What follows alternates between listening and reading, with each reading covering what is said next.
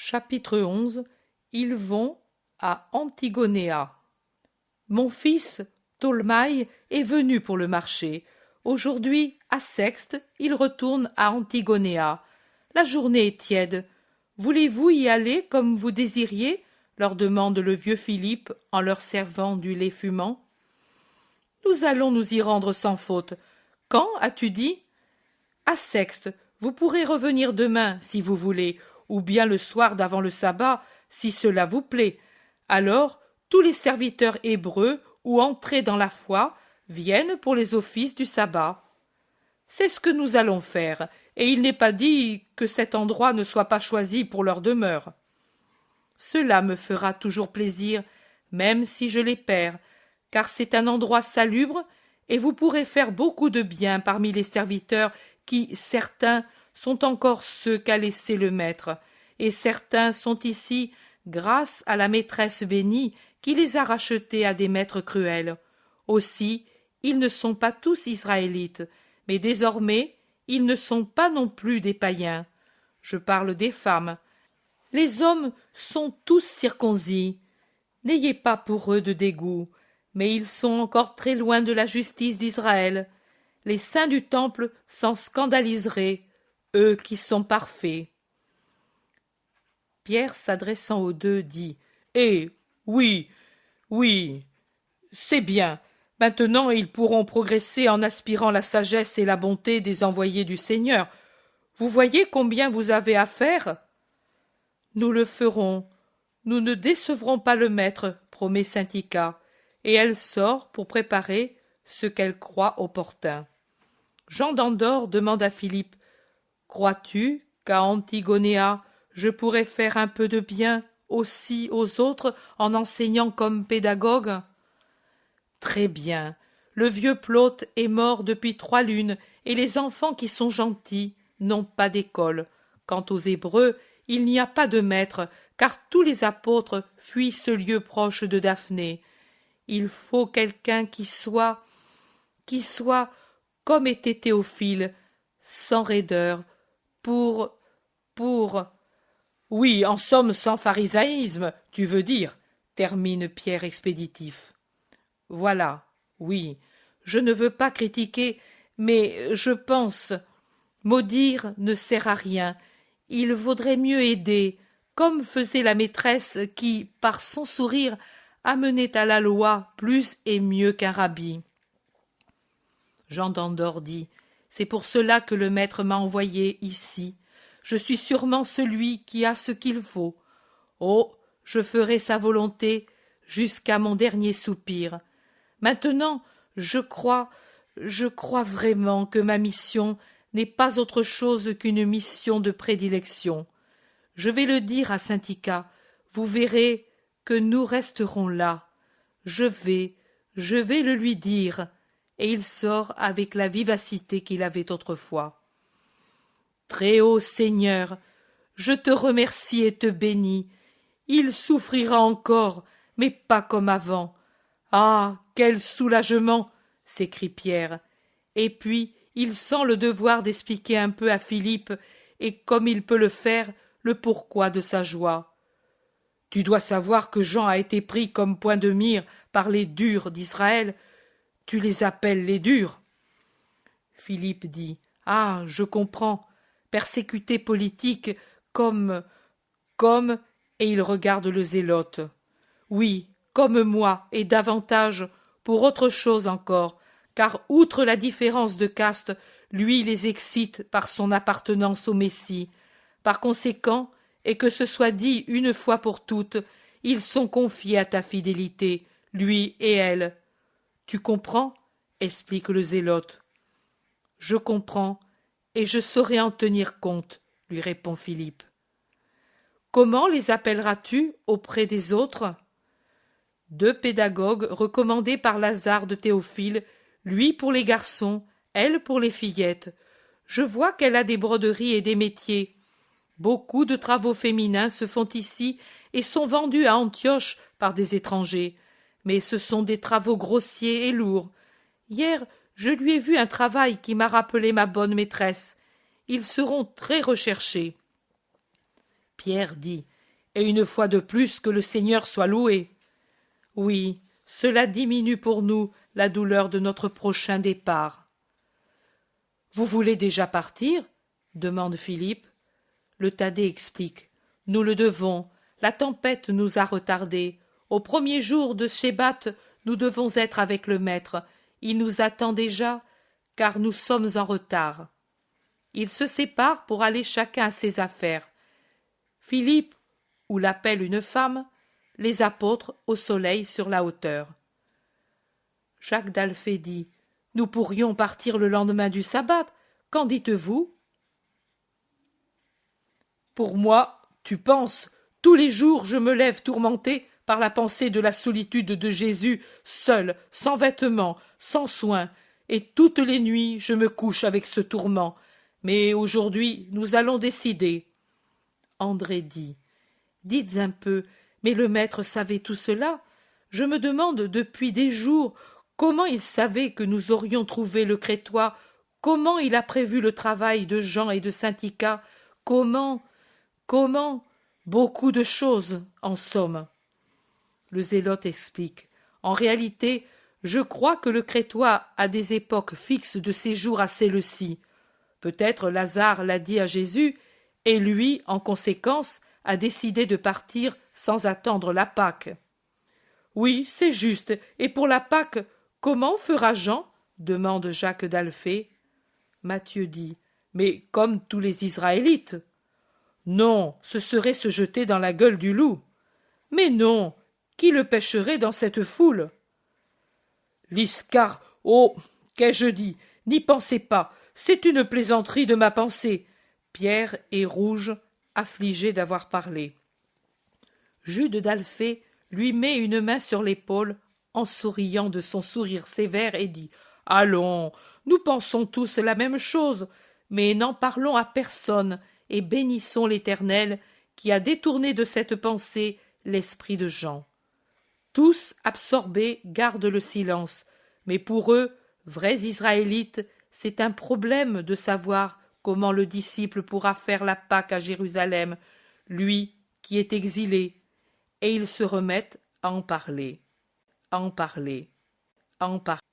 Matthieu dit, « Je crois que Jésus y pourvoira.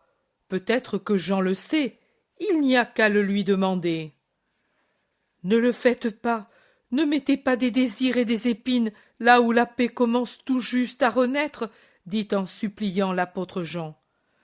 Jacques d'Alphée approuve. Oui, il vaut mieux le demander au maître lui-même. Quand le verrons-nous? Qu'en dites-vous? Demande André. Jacques de Zébédée dit.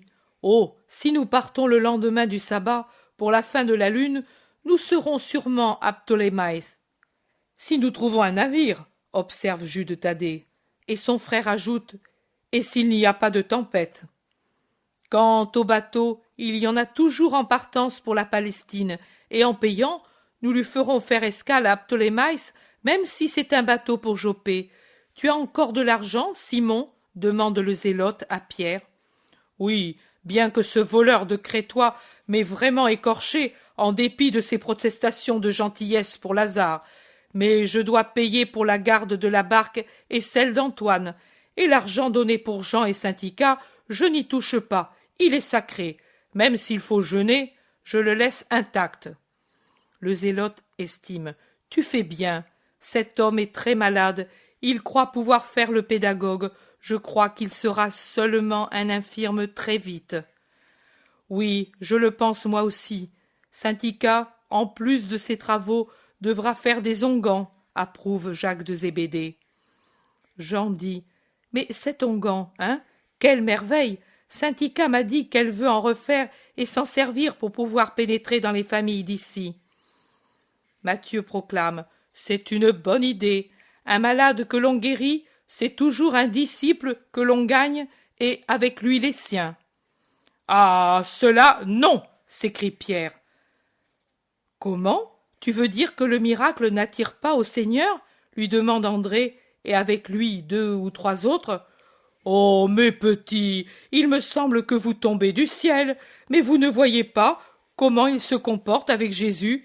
S'est-il converti, Élie de Capharnaüm, et d'Horace, et Osée de Corosaïne, et Melchias de Bethsaïda, et, excusez-moi, vous de Nazareth, et Nazareth entière pour les 5, 6, 10 miracles jusqu'au dernier, celui de votre neveu? Demande Pierre. Personne ne réplique parce que c'est l'amère vérité. Nous n'avons pas encore trouvé le soldat romain. Jésus l'avait fait comprendre, dit Jean après un moment. Le zélote répond: nous le dirons à ceux qui restent, et même ce sera un but de plus dans leur vie. Philippe revient. Mon fils est prêt, il a eu vite fait, il est avec sa mère qui prépare des cadeaux pour les petits-fils. Elle est bonne, ta belle-fille, n'est-ce pas? Très bonne, elle m'a consolé de la perte de mon Joseph. Elle est comme une fille pour moi. Elle était servante de chéri qui l'avait formée. Venez vous restaurer avant de partir. Les autres sont déjà en train de le faire. Et précédés par le char de Ptolemaï, petit-fils de Philippe, ils vont au trot vers Antigonéa.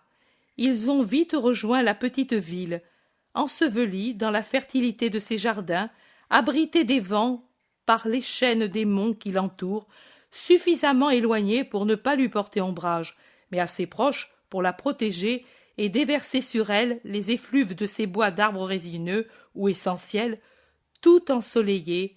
Elle réjouit la vue et le cœur, rien qu'à la traverser. Les jardins de Lazare sont au sud de la ville et sont précédés par une avenue maintenant dépouillée, le long de laquelle sont les maisons de ceux qui sont préposés au jardin, des maisonnettes basses mais bien tenues, sur les seuils desquelles se montrent des visages de jeunes enfants et de femmes qui regardent avec curiosité et saluent en souriant. La diversité des visages annonce des différences de race. Ptolemaï, dès qu'il a franchi le portail d'entrée de la propriété, fait en passant devant chaque maison un bruit de fouet spécial. Ce doit être un signal. Et les habitants de chaque maison, après avoir regardé, entrent dans leur demeure et en sortent ensuite en fermant les portes et suivent l'avenue derrière les deux chars qui marchent au pas et qui s'arrêtent ensuite au centre d'un carrefour de sentiers qui rayonne en tous sens comme les rayons d'une roue à travers des champs innombrables séparés en plates-bandes, les unes dépouillées, les autres toujours vertes, garnies de lauriers, d'acacias ou de plantes du même genre, d'autres arbres dont les entailles laissent sortir un lait odoriférant et des résines. Il flotte dans l'air un mélange d'odeurs balsamiques, résineuses, aromatiques, partout des ruches et des bassins d'irrigation où boivent des colombes toutes blanches. Dans certains endroits, une terre nue qui vient d'être piochée où grattent des poules blanches elles aussi, surveillées par des fillettes. Ptolemaï fait claquer son fouet plusieurs fois jusqu'à ce que les sujets de ce petit royaume soient réunis autour des arrivants, et alors il commence son petit discours. Voilà, Philippe, notre chef, et père de mon père, envoie et recommande ces saints d'Israël venus ici par la volonté de notre maître. Que Dieu soit toujours avec lui et avec sa maison. Nous nous lamentions beaucoup parce qu'il nous manquait la voix des saints rabbins. Voilà que la bonté du Seigneur et de notre maître lointain, mais qui nous aime tant, Dieu lui rende le bien qu'il donne à ses serviteurs, nous procure ce que notre cœur rêvait. En Israël s'est levé celui qui était promis aux nations. On nous l'avait dit pendant les fêtes au temple et dans la maison de Lazare. Mais maintenant est réellement venu pour nous le temps de la grâce, parce que le roi d'Israël a pensé à ses plus petits serviteurs et nous a envoyé ses ministres pour nous apporter ses paroles. Eux sont ses disciples, et 2 d'entre eux vont vivre parmi nous, ici ou à Antioche, afin de nous enseigner la sagesse, pour nous enseigner la science du ciel et celle de la terre. Jean, pédagogue et disciple du Christ, enseignera à nos enfants l'une et l'autre sagesse. Saint Ika, disciple et maîtresse de couture, enseignera la science de l'amour de Dieu et l'art du travail féminin aux fillettes. Recevez-les comme des bénédictions du ciel et aimez-les comme les aime Lazare de Théophile et Euchérie. Gloire à leurs âmes et paix. Et comme les aiment les filles de Théophile, Marthe et Marie, nos maîtresses bien-aimées et disciples de Jésus de Nazareth, le rabbi d'Israël, le promis, le roi. Le petit peuple des hommes, aux courtes tuniques, aux mains terreuses qui portent des outils de jardinage, des femmes, des enfants de tous âges, écoutent avec étonnement, puis chuchotent, ensuite s'inclinent profondément. Tolmaï commence les présentations. Simon de Jonas, le chef des envoyés du Seigneur, Simon le Cananéen, l'ami de notre Maître, Jacques et Jude, frères du Seigneur, Jacques et Jean, André et Matthieu, et puis aux apôtres et aux disciples. Anne, ma femme de la tribu de Juda, comme ma mère d'ailleurs, parce que nous sommes purs, venus avec Euchérie de Juda. Joseph, le garçon consacré au Seigneur, et Théochérie, qui dans son nom a le souvenir des justes maîtres, fille sage et amie de Dieu, en véritable Israélite. Nicolaï et Dosithée. Nicolaï est consacré au Naziréat. Dosithée, le troisième, et un gros soupir accompagne la présentation, est déjà marié depuis plusieurs années à Hermione. Viens ici, femme. S'avance une très jeune brunette avec un bébé dans ses bras. La voilà, c'est la fille d'un prosélyte et d'une grecque. Mon fils a fait sa connaissance à Alexandrocène de Phénicie quand il y fut pour le commerce, et elle lui plut. Et Lazare ne s'y opposa pas, mais au contraire, il dit « Cela vaut mieux que la débauche. » Et ce n'est pas un mal. Mais moi, je voulais un sang d'Israël. La pauvre Hermione baisse la tête comme une accusée. Dosithée frémit et souffre. Anne, mère et belle-mère, a un regard attristé. Jean, bien que le plus jeune de tous, sent la nécessité de relever les esprits humiliés, et il dit « Dans le royaume du Seigneur, il n'y a plus de Grecs ou d'Israélites, de Romains ou de Phéniciens, mais seulement des fils de Dieu. Quand par ceux qui sont venus ici, tu connaîtras la parole de Dieu, elle élèvera ton cœur vers de nouvelles lumières, et elle ne sera plus l'étrangère, mais la disciple comme toi et comme tous de notre Seigneur Jésus. » Hermione relève la tête humiliée et, reconnaissante, sourit à Jean. Sur le visage de Dosithée et d'Anne, la même expression de reconnaissance. Tolmaï austère répond « Et Dieu veuille qu'il en soit ainsi, car à part l'origine, je n'ai rien à reprocher à ma belle-fille. Celui qui est dans ses bras, c'est Alphée, le dernier-né, qui de son père à elle, prosélyte, a pris le nom. La petite aux yeux de ciel, sous ses boucles d'ébène, c'est Myrtica, du nom de la mère d'Hermione, et celui-ci, l'aîné, c'est Lazare, suivant la volonté du maître, et l'autre, c'est Hermas. Jean dit encore « Le cinquième doit s'appeler Tolmaï, et la sixième Anne, pour dire au Seigneur et au monde que ton cœur s'est ouvert à une nouvelle compréhension. » Tolmaï s'incline sans parler. Puis il reprend les présentations. Ceux-ci sont deux frères d'Israël, Myriam et Sylvien, de la tribu de Nephtali. Et ceux-ci sont Elbonide d'Anita et Siméon juif. Puis voilà les prosélytes, autrefois romains ou fils de romains, charité concrète de chéri, arrachés par elle à la servitude et à la gentilité, Lucius, Marcel, Solon fils d'Élaté. Syntycha observe. Nom grec. De Thessalonique, esclave d'un serviteur de Rome. Et le mépris est manifeste quand il dit serviteur de Rome.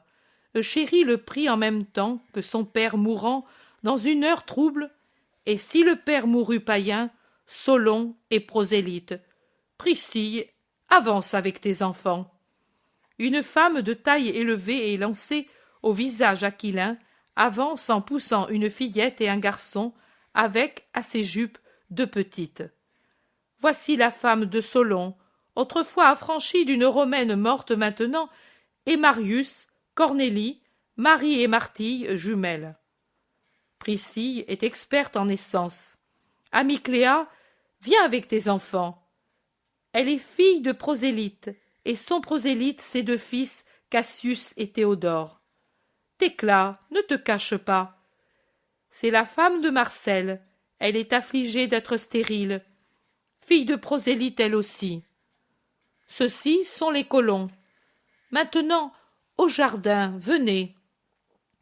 Il les conduit à travers le vaste domaine, suivi par les jardiniers qui expliquent les cultures et les travaux, pendant que les fillettes reviennent à leurs poules qui ont profité de l'absence des gardiennes pour s'écarter ailleurs. Tolmaï explique. On les amène ici pour débarrasser la terre des chenilles avant les semailles annuelles. Jean d'Andorre sourit aux poules qui caquettent et il dit « Il me semble que ce sont les miennes d'autrefois » et il se penche pour leur jeter des miettes de pain qu'il prend dans son sac jusqu'à ce qu'il soit entouré de poulettes et il rit parce que l'une d'elles, effrontée, vient lui becqueter le pain dans la main. « Heureusement !» s'écrie Pierre en donnant un coup de coude à Matthieu pour lui montrer Jean qui joue avec les poulettes, et Syntycha qui parle grec avec Solon et Hermione. Puis ils reviennent à la maison de Ptolemaï qui explique « Voilà l'endroit. Mais si vous voulez enseigner ici, on pourra vous aménager une place. Vous restez ici ou bien… » « Oui, Syntycha, ici, c'est plus beau. Antioche m'accable à cause des souvenirs, » dit doucement Jean à sa compagne. Syntycha répond « Mais oui, comme tu veux, pourvu que tu sois bien. Pour moi, tout m'est égal. Moi, je ne regarde plus en arrière. Rien qu'en avant. En avant. Allons, Jean, ici nous serons bien.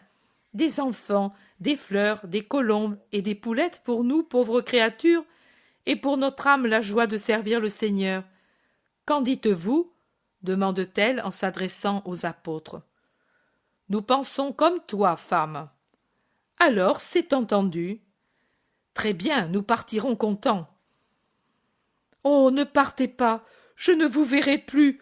Pourquoi si tôt? Pourquoi? Jean retombe dans son chagrin. Mais nous ne partons pas maintenant. Nous restons ici jusqu'à que tu sois…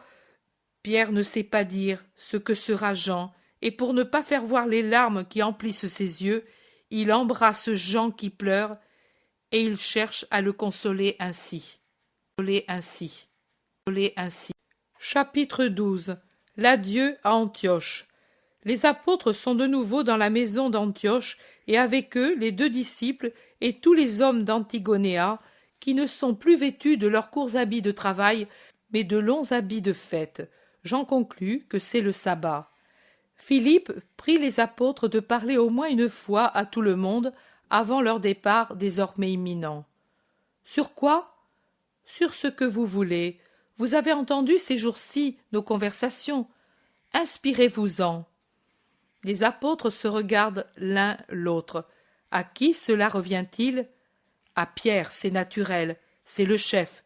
Mais Pierre ne voudrait pas parler, et il donne à Jacques ou à Jean de Zébédée l'honneur de le faire. Et c'est seulement quand il les voit inexorables qu'il se décide à parler.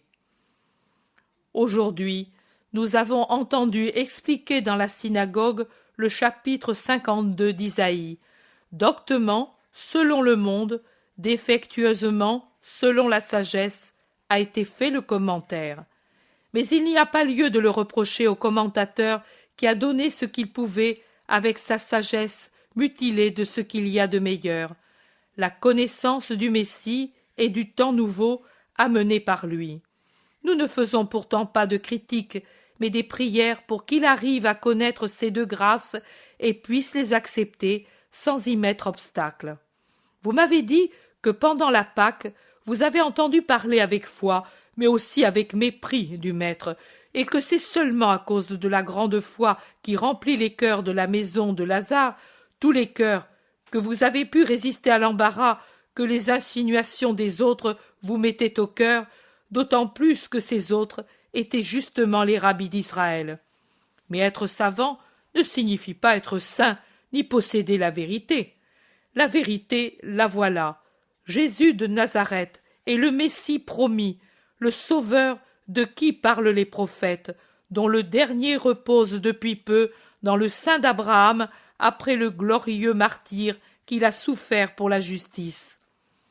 Jean-Baptiste a dit, et ici sont présents ceux qui ont entendu ces paroles, « Voici l'agneau de Dieu qui enlève les péchés du monde. » Ces paroles ont été crues par les plus humbles de ceux qui sont ici, car l'humilité aide à parvenir à la foi, alors que pour les orgueilleux, le chemin est difficile, empêtrés comme ils le sont, pour atteindre le sommet de la montagne où, chaste et lumineuse, vit la foi.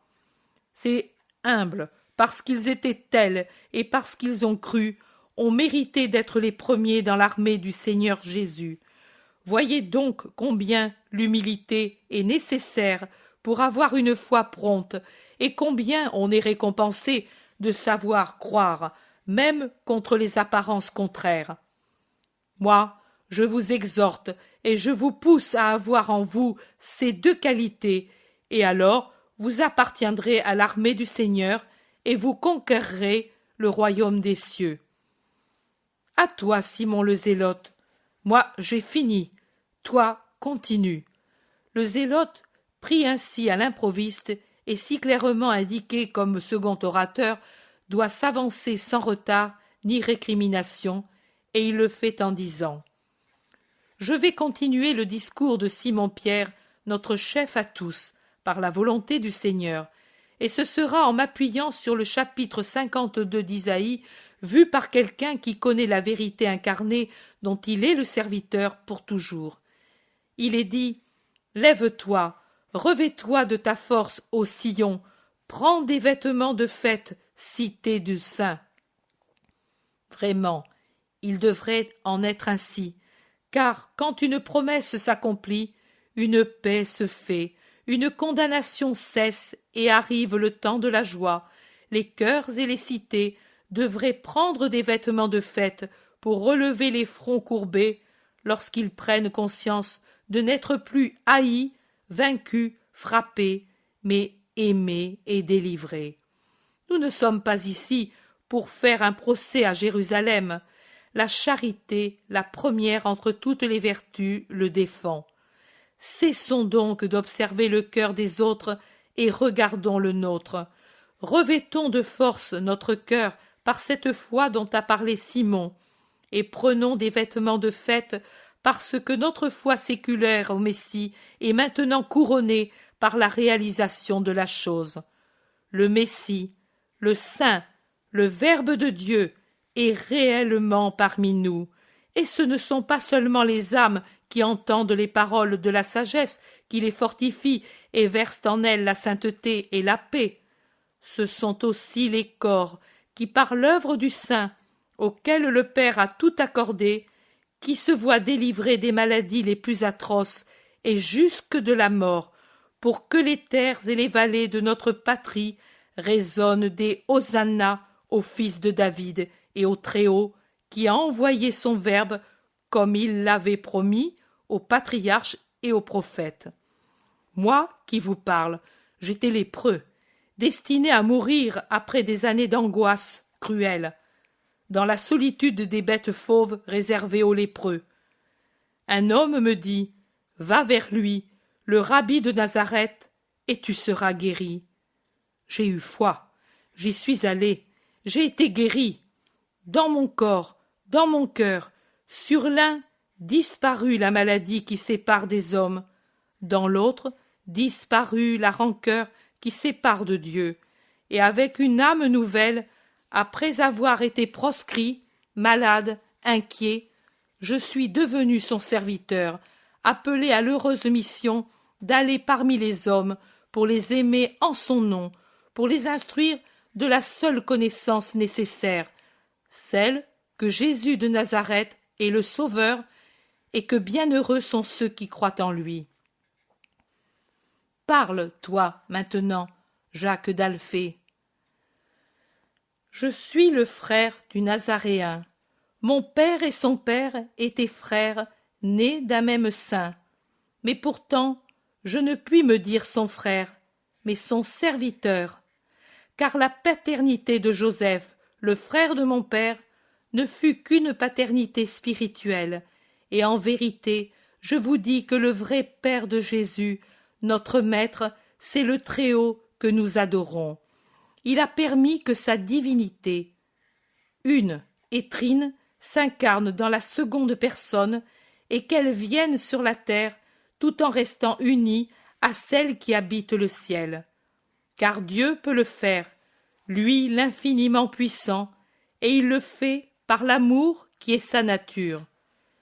Jésus de Nazareth est notre frère, ô homme, parce qu'il est né d'une femme et semblable à nous dans son humanité. Il est notre maître, car il est le sage.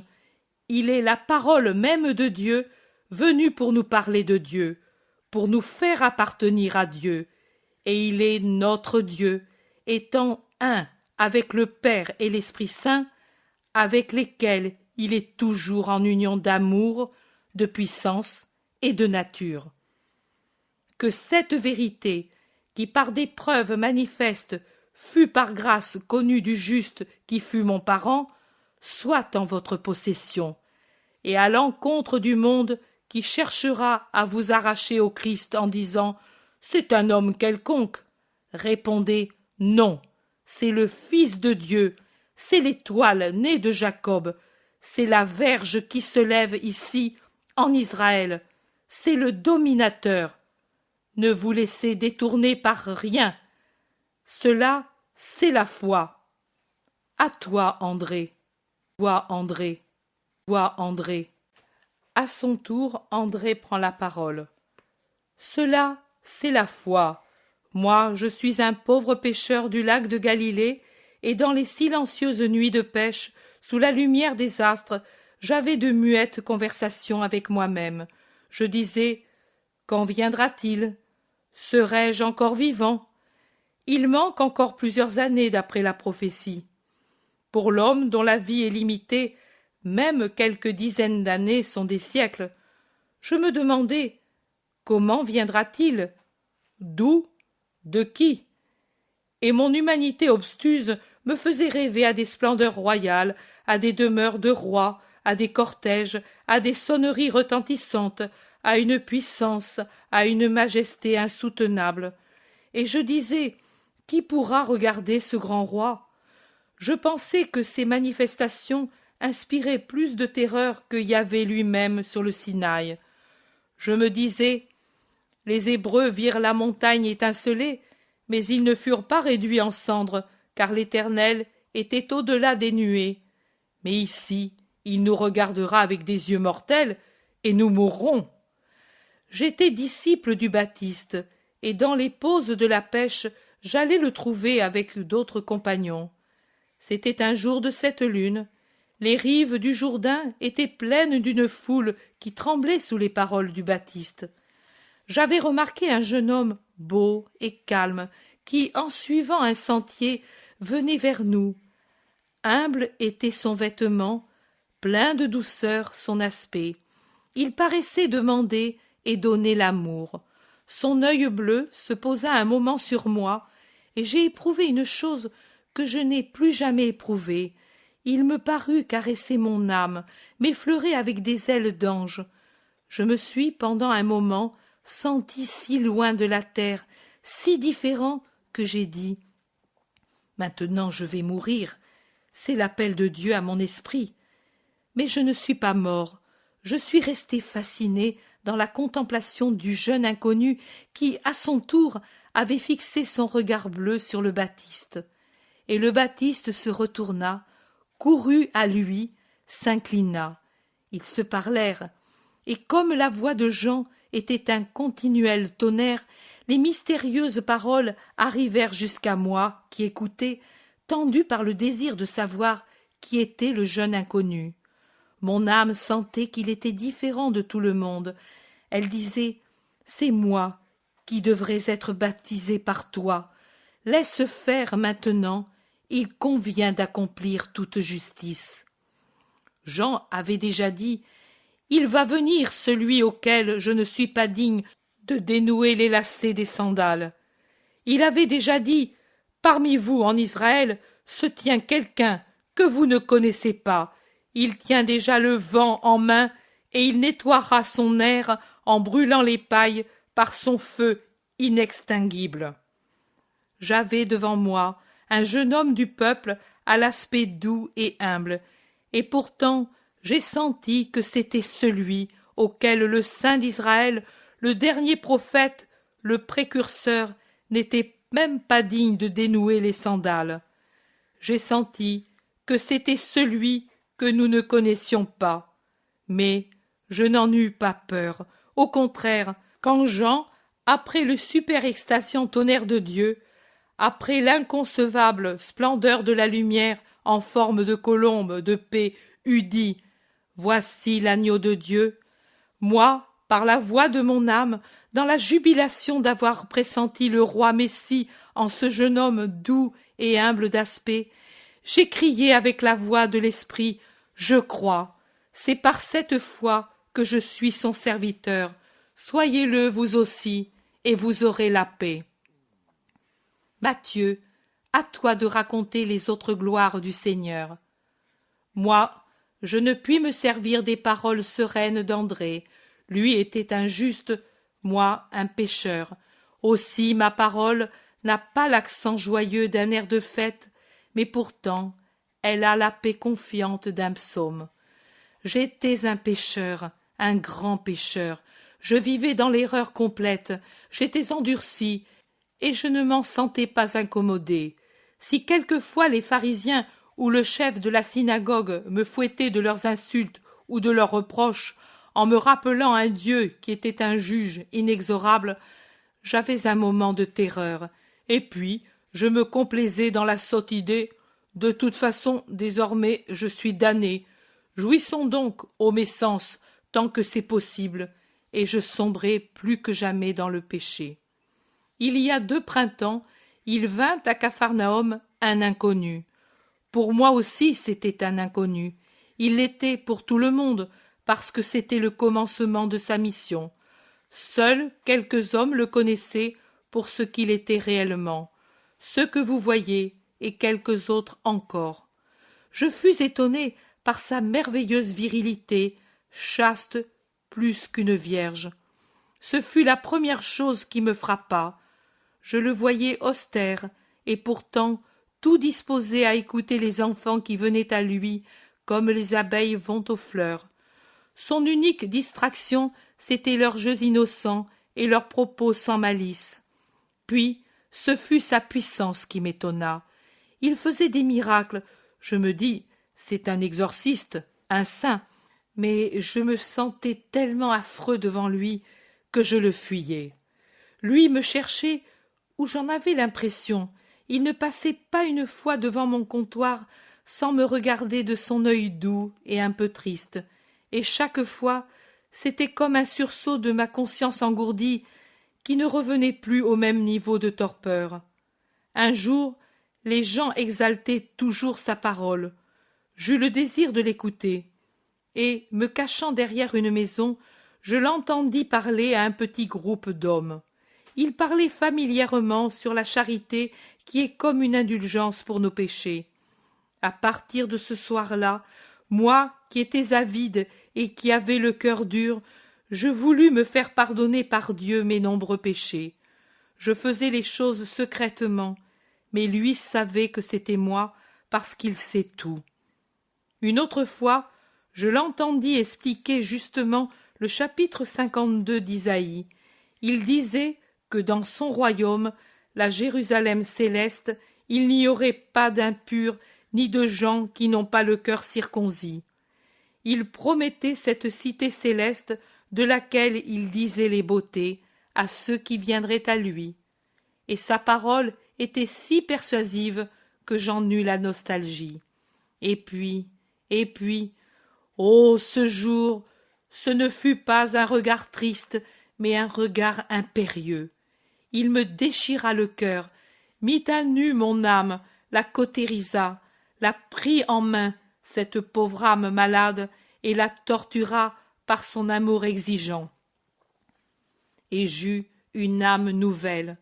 Je suis allé vers lui avec repentir et désir. Il n'attendit pas que je lui dise « Seigneur, pitié ». Il me dit, lui, « Suis-moi ». Le doux avait vaincu Satan dans le cœur du pécheur. Que cela vous dise, si quelqu'un parmi vous est troublé par ses fautes, que lui est le bon sauveur et qu'il ne faut pas le fuir. Mais plus on est pécheur, plus il faut aller à lui avec humilité et repentir pour être pardonné. Jacques de Zébédée, à toi de parler, toi de parler, toi de parler.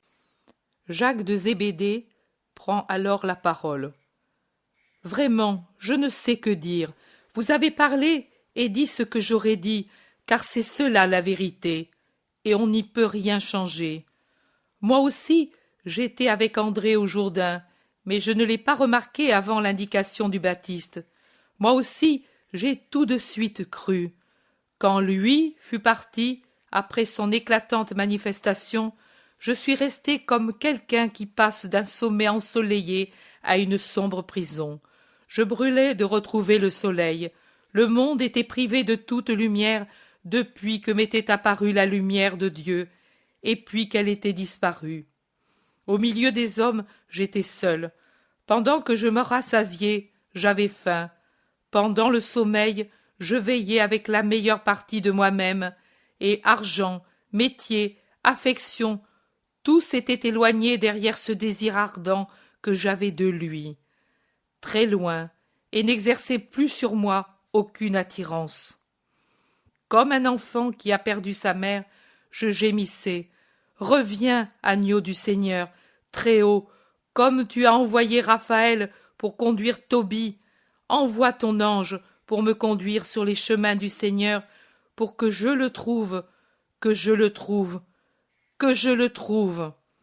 Pourtant, après des dizaines de jours d'inutile attente, de recherches angoissées, qui par leur inutilité rendaient plus douloureuse la perte de notre Jean arrêté une première fois, quand il apparut, venant du désert, moi je ne le reconnus pas tout de suite.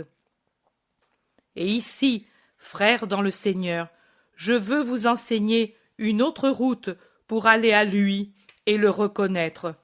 Simon de Jonas a dit qu'il faut la foi et l'humilité pour le reconnaître. Simon le Zélote a réaffirmé l'absolue nécessité de la foi pour reconnaître en Jésus de Nazareth celui qui est au ciel et sur la terre, comme il a été dit. Et Simon le Zélote avait besoin d'une foi bien grande pour avoir aussi l'espérance pour son corps incurable. C'est pour cela que Simon le Zélote dit que la foi et l'espérance sont les moyens pour avoir le Fils de Dieu. Jacques, frère du Seigneur, parle de la puissance de la force pour conserver ce que l'on a trouvé. La force qui empêche les pièges du monde et de Satan d'ébranler notre foi. André fait voir toute la nécessité d'unir à la fois une sainte soif de la justice, en cherchant à connaître et à garder la vérité, quelle que soit la bouche sainte qui l'annonce, non par orgueil humain d'être savant, mais par désir de connaître Dieu. Celui qui s'instruit dans la vérité trouve Dieu.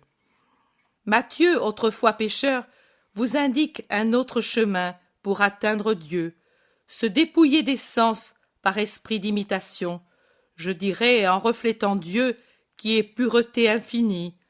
Lui, le pécheur, fut d'abord frappé par la chaste virilité de l'inconnu venue à Capharnaüm, et comme si celle-ci avait le pouvoir de faire revivre sa continence morte, il commença par s'interdire le sens charnel, désencombrant ainsi la route pour la venue de Dieu et la résurrection des autres vertus mortes. De la continence, il passe à la miséricorde, de celle-ci à la contrition. Après la contrition, il se surmonte tout entier et arrive à l'union à Dieu. Suis-moi, je viens.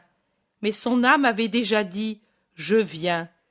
Et le Sauveur avait déjà dit, suis-moi, du moment où, pour la première fois, la vertu du Maître avait attiré l'attention du pécheur. Imitez, car toute expérience d'autrui, même pénible, nous guide pour éviter le mal et trouver le bien en ceux qui sont de bonne volonté. Moi, en ce qui me concerne, je dis que plus l'homme s'efforce de vivre par l'esprit, et plus il est capable de reconnaître le Seigneur, et que la vie angélique favorise cela au suprême degré.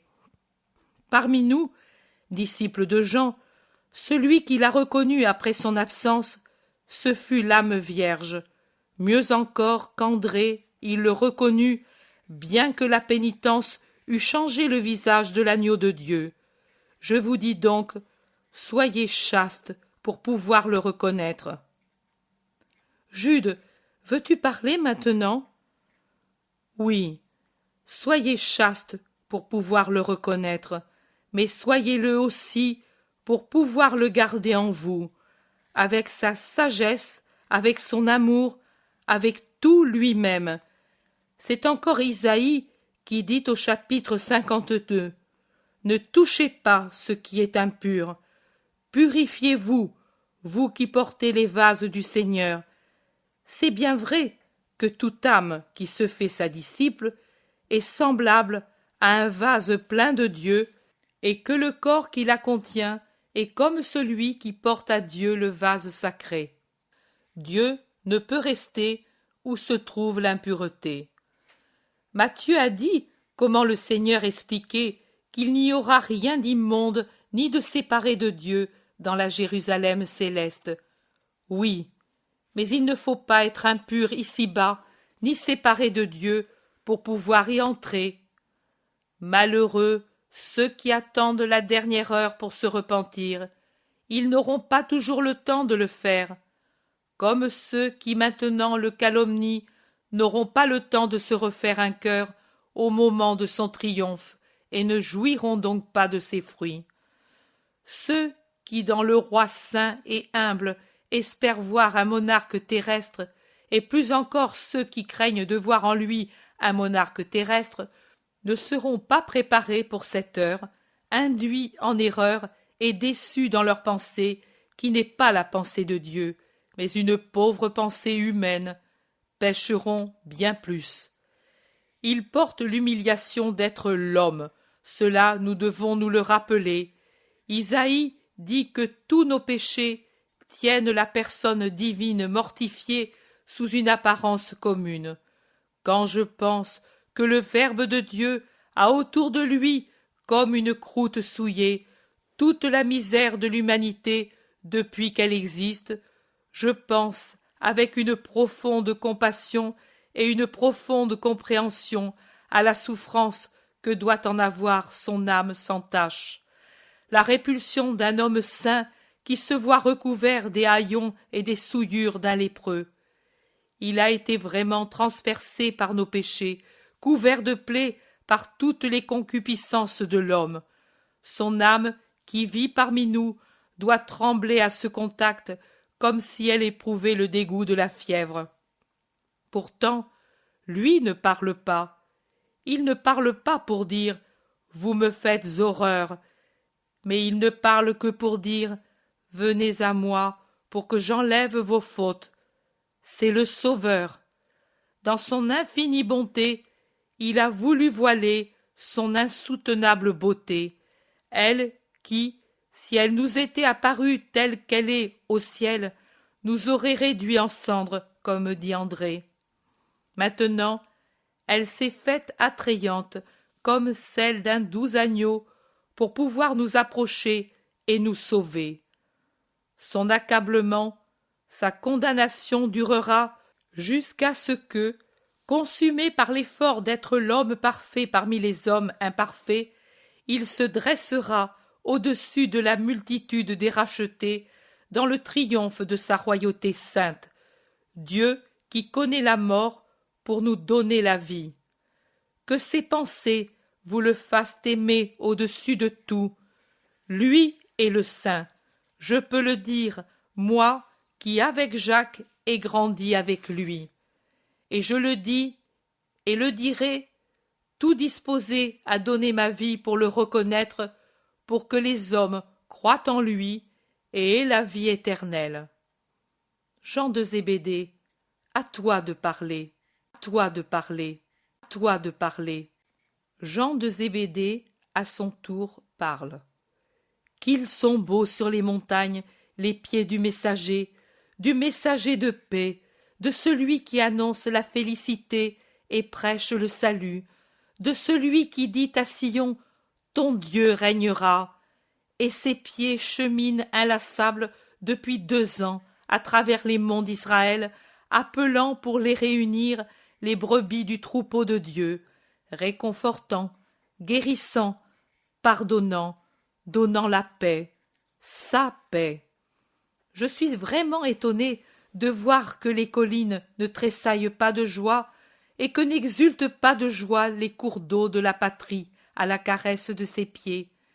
Mais ce qui m'étonne davantage, c'est de voir que ne tressaillent pas les cœurs et qu'ils n'exultent pas de joie en disant « Louange au Seigneur, l'attendu est venu, béni celui qui vient au nom du Seigneur, celui qui répand grâces et bénédictions, paix et salut, et qui appelle au royaume en nous en ouvrant le chemin, celui surtout qui répand l'amour par tous ses actes ou paroles, par tous ses regards, à chacune de ses respirations.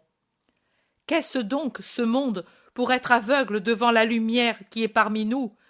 Quelle plaque plus épaisse que la pierre qui ferme les tombeaux a donc emmuré la vue de l'âme pour qu'elle ne voie pas cette lumière? Quelle montagne de péché a-t-elle sur lui pour être ainsi accablé, séparé, aveuglé, rendu sourd, enchaîné, paralysé, pour rester inerte devant le Sauveur? Qu'est-ce que le Sauveur? C'est la lumière fondue avec l'amour. La bouche de mes frères a magnifié les louanges du Seigneur, évoqué ses œuvres, indiqué les vertus à pratiquer pour arriver à son chemin. Moi, je vous dis, aimez. Il n'y a pas d'autre vertu plus grande et plus semblable à sa nature. Si vous aimez, vous pratiquerez toutes les vertus sans fatigue, en commençant par la chasteté. Et ce ne vous sera pas un poids d'être chaste, car en aimant Jésus, vous n'aimerez personne d'autre immodérément. Vous serez humble, car vous verrez en lui ses infinies perfections avec les yeux d'un amant, et ainsi vous ne vous enorgueillerez pas des vôtres si petites. Vous serez croyant, et qui ne croit pas en celui qu'il aime? Vous serez brisé par la douleur qui sauve, car votre douleur sera droite, c'est-à-dire une douleur pour la peine qui lui a été donnée, non pour celle que vous méritez. Vous serez fort, oh oui, unis à Jésus. On est fort, fort contre tout. Vous serez plein d'espérance, car vous ne douterez pas du cœur des cœurs qui vous aime de tout lui-même. Vous serez sage, vous serez tout. Aimez celui qui annonce la vraie félicité, qui prêche le salut, qui s'en va inlassablement à travers monts et vallées, appelant son troupeau pour le rassembler. C'est sur son chemin que se trouve la paix, et la paix se trouve dans son royaume, qui n'est pas de ce monde, mais qui est vrai comme Dieu est vrai. Abandonnez toute route qui n'est pas la sienne, dégagez-vous de toute brume, allez à la lumière, ne soyez pas comme le monde qui ne veut pas voir la lumière, qui ne veut pas la connaître, mais allez à notre Père, qui est le Père des Lumières, qui est lumière sans mesure, par le Fils, qui est la lumière du monde, pour jouir de Dieu dans l'embrassement du Paraclet, qui est la fulguration des Lumières, dans une seule béatitude d'amour qui unit les trois en un.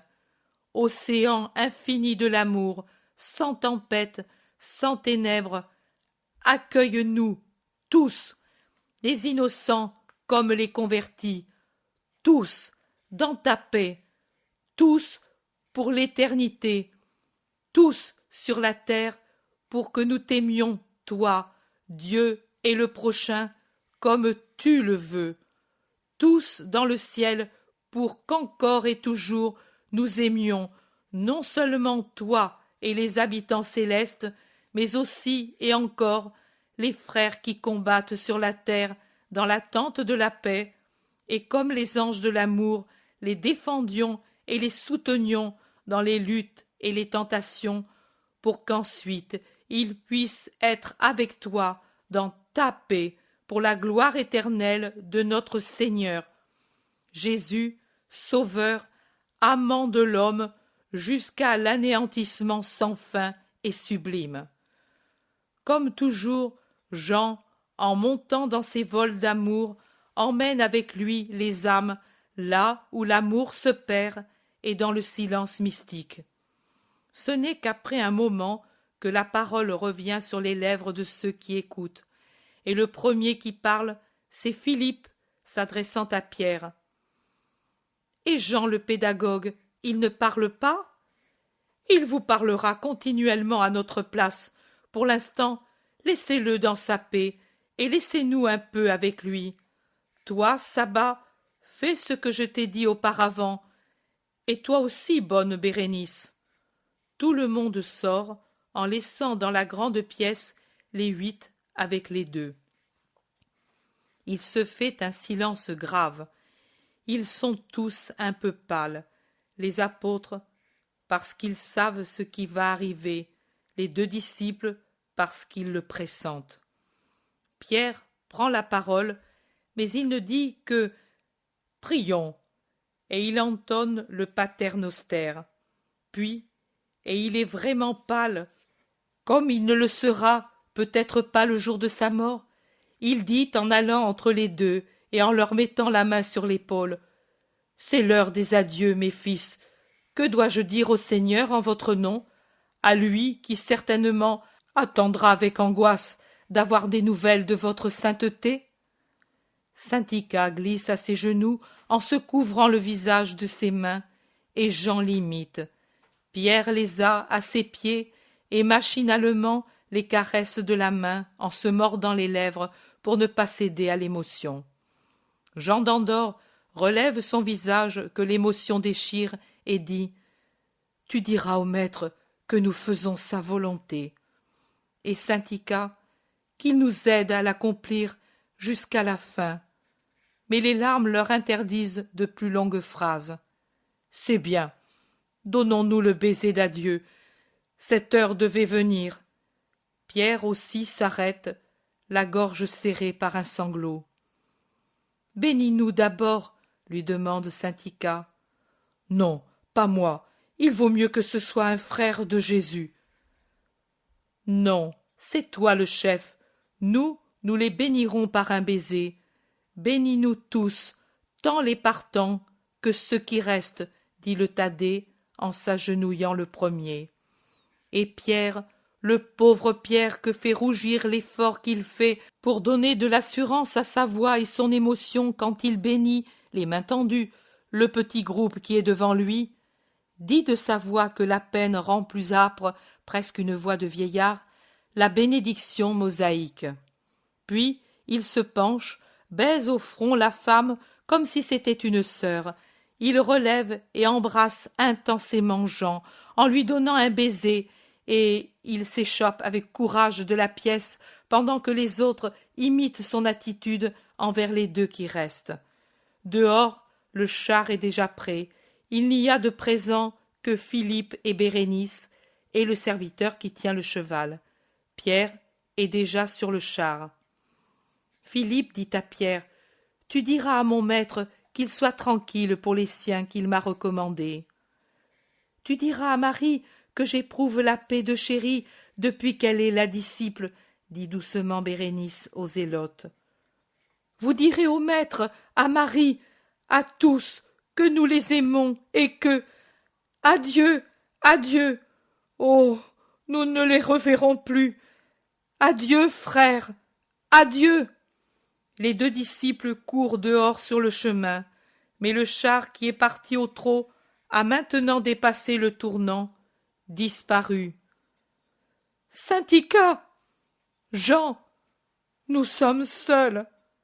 Dieu est avec nous. Viens, pauvre Jean, le soleil se couche, cela va te faire mal de rester ici. Jean d'Andorre dit, le soleil est tombé pour toujours pour moi, il ne se lèvera plus qu'au ciel. Ils entrent dans la pièce où ils étaient avant avec les autres, et s'abandonnant sur une table, ils pleurent sans plus se retenir. Jésus dit, et le tourment causé par un homme, tourment voulu par personne d'autre que l'homme méchant, fut accompli en s'arrêtant comme le cours d'eau qui s'arrête dans un lac après avoir achevé son parcours. Je te fais remarquer comment Jude d'Alphée, bien que nourri de sagesse plus que les autres, donne au passage d'Isaïe sur mes souffrances de Rédempteur une explication humaine. Et ainsi était Israël tout entier qui se refusait à accepter la réalité prophétique et contempler les prophéties relatives à mes douleurs comme des allégories et des symboles. La grande erreur pour laquelle, à l'heure de la rédemption, bien peu de personnes en Israël surent encore voir le Messie dans le condamné. La foi n'est pas seulement une couronne de fleurs, elle a aussi des épines, et il est saint celui qui sait croire aux heures de gloire, mais aussi aux heures tragiques, et sait aimer quand Dieu le couvre de fleurs, mais aussi quand il l'étend sur les épines. Les épines, les épines, les épines. Chapitre 13. Le retour des 8 à Aghzib. Jésus, un Jésus très maigre et pâle, très triste, je dirais souffrant, se trouve sur la cime, exactement sur la cime la plus haute d'une petite montagne sur laquelle il y a aussi un village. Mais Jésus n'est pas dans le village qui se trouve au sommet, oui, mais tourné du côté de la pente sud-est. Jésus se trouve au contraire sur un petit éperon le plus élevé, tourné vers le nord-ouest, en réalité plus ouest que nord.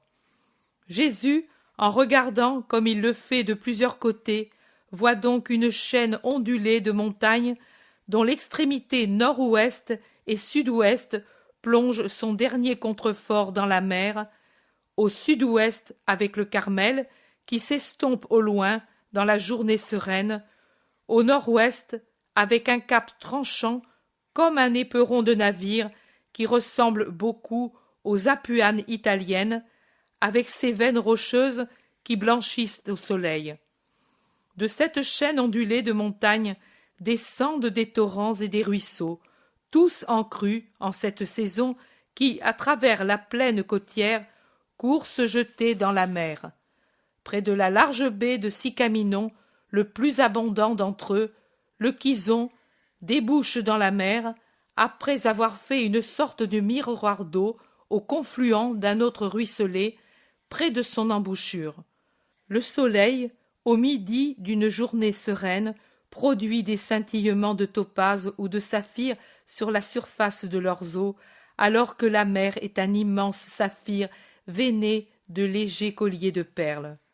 Le printemps du sud se manifeste déjà avec les feuilles nouvelles qui sortent des bourgeons éclos, tendres, brillantes, je dirais virginales, tant elles sont nouvelles, ignorantes de la poussière et des tempêtes, de la morsure des insectes et des contacts humains. Les branches des amandiers sont déjà des flocons d'écume blanche rosée, si soyeux, si aériens, qu'ils donnent l'impression qu'ils vont se détacher des rameaux sur lesquels ils sont nés pour voyager dans l'air serein comme de petits nuages. Et même les champs de la plaine resserrée mais fertile qui s'étend entre le cap du nord-ouest et celui du sud-ouest présentent un aspect légèrement verdoyant des blés qui enlèvent toute tristesse aux champs dénudés il y a quelque temps. Jésus regarde. De l'endroit où il est, il voit 3 chemins, celui qui vient du village et qui vient aboutir à cet endroit, un sentier pour les personnes seulement, et 2 autres chemins qui descendent du village, bifurquant en 2 directions opposées, vers le nord-ouest, vers le sud-ouest. Combien Jésus a dû souffrir, marqué par la pénitence beaucoup plus que dans le jeûne du désert.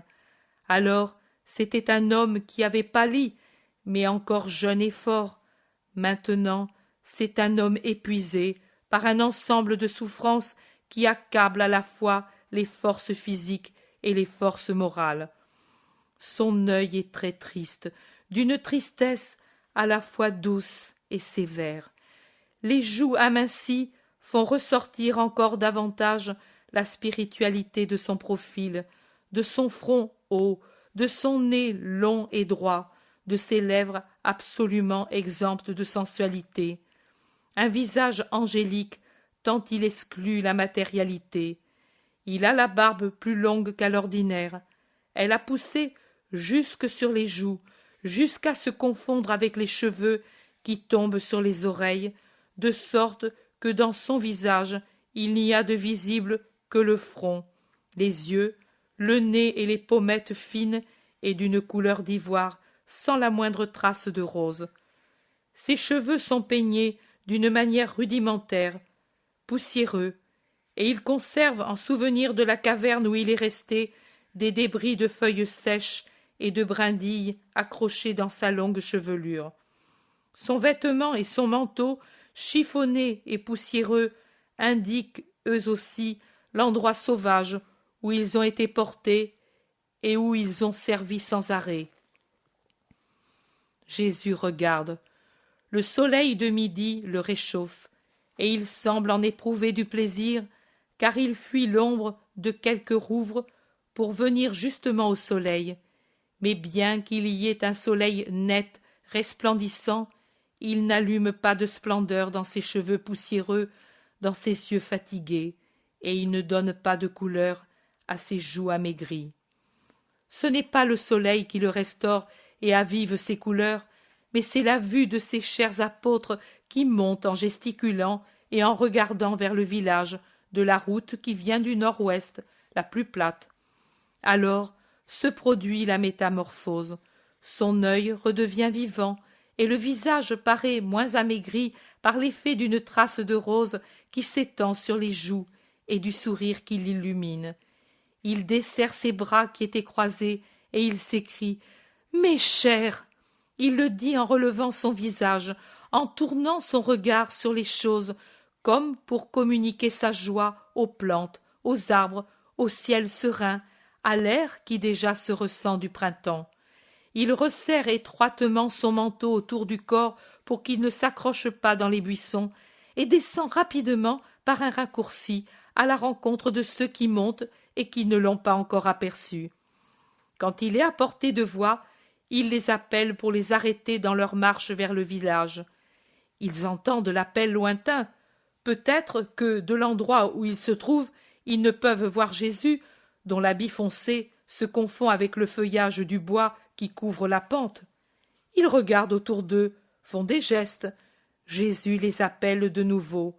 Finalement, dans une clairière du bois, il se présente à leurs yeux dans le soleil, les bras légèrement tendus, comme si déjà il voulait les embrasser. Alors, c'est un grand cri qui se répercute sur la côte. « Le maître !» Et c'est une course rapide sur la pente en dehors du chemin. On s'égratigne, on trébuche, on s'essouffle, sans plus sentir le poids des sacs, la fatigue de la marche, emportés par la joie de le revoir. Naturellement, les premiers qui arrivent, ce sont les plus jeunes et les plus agiles, c'est-à-dire les 2 fils d'Alphée, au pas assuré des gens nés sur les collines, puis Jean et André, qui courent comme deux faons en riant pleins de joie, et ils tombent à ses pieds, affectueux et respectueux, heureux, heureux, heureux. Puis arrivent Jacques de Zébédée, et après, presque ensemble, les trois qui sont les moins entraînés à la course et à la montagne, Matthieu et le Zélote, et en dernier, tout à fait en dernier, Pierre. Mais il se ferait un chemin, oh, s'il se ferait un chemin pour arriver au maître qu'entourent à genoux les premiers arrivés, qui ne se lassent pas de baiser les vêtements ou les mains qu'il leur a abandonnés. Il prend énergiquement Jean et André, attachés aux vêtements de Jésus comme des huîtres à un rocher, et tout essoufflé, il les écarte pour pouvoir tomber aux pieds de Jésus en disant « Ô mon maître, je reviens enfin à la vie, je n'en pouvais plus, je suis vieilli et amaigri comme si j'avais été très malade. Regarde si ce n'est pas vrai, maître. » Et il lève la tête pour se faire regarder par Jésus. Mais ce faisant, il voit combien Jésus est changé, et il se lève en criant « Maître, mais qu'as-tu fait? Sot, mais regardez, vous ne voyez rien, vous? Jésus a été malade. Maître, mon maître, qu'est-ce que tu as eu? Dis-le à ton Simon. » « Rien, mon ami. »« Rien? Avec ce visage? Alors, on t'a fait du mal? » ?»« Mais non, Simon. »« Ce n'est pas possible. Tu as été malade ou persécuté. Moi, j'ai l'œil. »« Moi aussi. Et je te vois amaigri et vieilli, en effet. Pourquoi alors es-tu ainsi? Demande en souriant le Seigneur à son Pierre qui le scrute, comme s'il voulait lire la vérité sur les cheveux, la peau, la barbe de Jésus. Mais j'ai souffert, moi, et je ne le nie pas. Crois-tu qu'il m'ait été agréable de voir tant de douleur? Tu l'as dit. Moi aussi j'ai souffert, pour le même motif. Rien que pour cela, Jésus? Demande apitoyé et affectueux Jude d'Alphée. Pour la douleur, oui, mon frère, pour la douleur causée par la nécessité de renvoyer, et pour la douleur d'y avoir été contraint par... Je t'en prie, silence. Sur ma blessure, le silence m'est plus cher que toute parole qui veut me consoler en disant « Moi, je sais pourquoi tu as souffert. » Du reste, sachez-le tous, j'ai souffert de beaucoup de choses, pas de celle-là seulement. Et si Jude ne m'avait pas interrompu, je vous l'aurais dit. Jésus est austère en le disant. Tous en restent interdits. Reste interdit. Reste interdit. Mais Pierre est le premier à se reprendre et il demande « Et où as-tu été, maître? Qu'as-tu fait ?» Je suis resté dans une grotte, à prier, à méditer, à fortifier mon esprit pour vous obtenir la force, à vous dans votre mission, à Jean et à Saint-Ica dans leur souffrance. Mais où? Où? Sans vêtements? Sans argent? Comment as-tu fait? Simon est agité. Dans une grotte, on n'a besoin de rien. Mais la nourriture, mais le feu, mais le lit, mais tout en somme, j'espérais qu'au moins on t'aurait donné l'hospitalité comme à un voyageur égaré, à Giftaël, ailleurs, dans une maison, en somme. Et cela me tranquillisait un peu, mais pourtant, hein, dites-le, vous, si ce n'était pas pour moi un tourment de penser qu'il était sans vêtements, sans nourriture, sans facilité de s'en procurer, et surtout cela sans le désir de s'en procurer. Ah, Jésus, cela tu ne devais pas le faire, et tu ne le feras plus jamais. Je ne te quitterai plus une seule heure. Je me couds à ton vêtement pour te suivre comme ton ombre, que tu le veuilles ou non. C'est seulement si je meurs que je serai séparé de toi. Ou si moi je meurs. Oh, toi, non, tu ne dois pas mourir avant moi. Ne le dis pas. Veux-tu m'attrister tout à fait? Non, au contraire, je veux me réjouir avec toi, avec tous, en cette heure qui me ramène mes amis chers, préférés. Voyez, je suis déjà mieux, car votre sincère amour me nourrit, me réchauffe, me consolent de tout, et il les caresse un par un, alors que leurs visages resplendissent d'un sourire bienheureux, leurs yeux luisent et leurs lèvres tremblent d'émotion en entendant ces paroles, alors qu'ils demandent « Vraiment, Seigneur, vraiment comme cela, maître, nous te sommes tellement chers ?» « Oui, tellement chers. Avez-vous de la nourriture avec vous ?»« Oui, j'avais le sentiment que tu serais à bout, et j'en ai pris en chemin. J'ai du pain et de la viande rôtie, j'ai du lait, des fromages et des pommes, et en plus une gourde de vin généreux et des œufs pour toi, pourvu qu'ils ne soient pas cassés. » « Eh bien, assoyons-nous alors ici, à ce beau soleil, et mangeons, et tout en mangeant, vous me parlerez. » Il s'assoit au soleil sur un talus.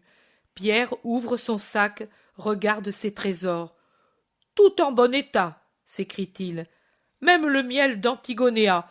Mais non, si je l'ai dit, moi, même si au retour on nous avait mis dans un tonneau qu'aurait roulé un fou, ou sur une barque sans rame, trouée par-dessus le marché, en une heure de tempête, nous serions arrivés sains et saufs. Mais à l'aller, je me convins toujours davantage que d'abord c'était le démon qui nous faisait obstacle pour nous empêcher d'aller avec ces malheureux. » Le zélote approuve. Bien sûr, maintenant, il n'avait plus de but. « Maître, tu as fait pénitence pour nous ?» demande Jean, qui oublie de manger pour contempler Jésus. « Oui, Jean, je vous ai suivi par la pensée. J'ai eu conscience de vos dangers et de vos peines.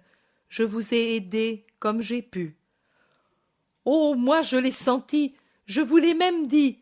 Vous en rappelez-vous ?»« Oui, c'est vrai, approuvent-ils tous. »« Eh bien maintenant, vous me rendez ce que je vous ai donné. » André demande « Tu as jeûné, Seigneur ?» Pierre lui répond « Forcément, même s'il avait voulu manger sans argent dans une grotte, comment voulais-tu qu'il mange ?»« À cause de nous, comme j'en ai de la peine, dit Jacques d'Alphée. « Oh non, ne vous en affligez pas, ce n'est pas pour vous seul, c'est aussi pour le monde entier. Comme je l'ai fait quand j'ai commencé la mission, je l'ai fait maintenant. Alors, à la fin, je fus secouru par les anges. Maintenant, je le suis par vous, et croyez-le, c'est une double joie, parce que, chez les anges, la charité s'impose, mais chez les hommes, il est moins facile de la trouver. Vous l'exercez. Et d'hommes que vous étiez, vous êtes par amour pour moi devenus des anges, ayant choisi la sainteté à l'encontre de tout. Pour cela, vous me rendez heureux comme Dieu et comme homme Dieu, parce que vous me donnez ce qui est de Dieu, la charité, et vous me donnez ce qui est du Rédempteur, votre élévation à la perfection.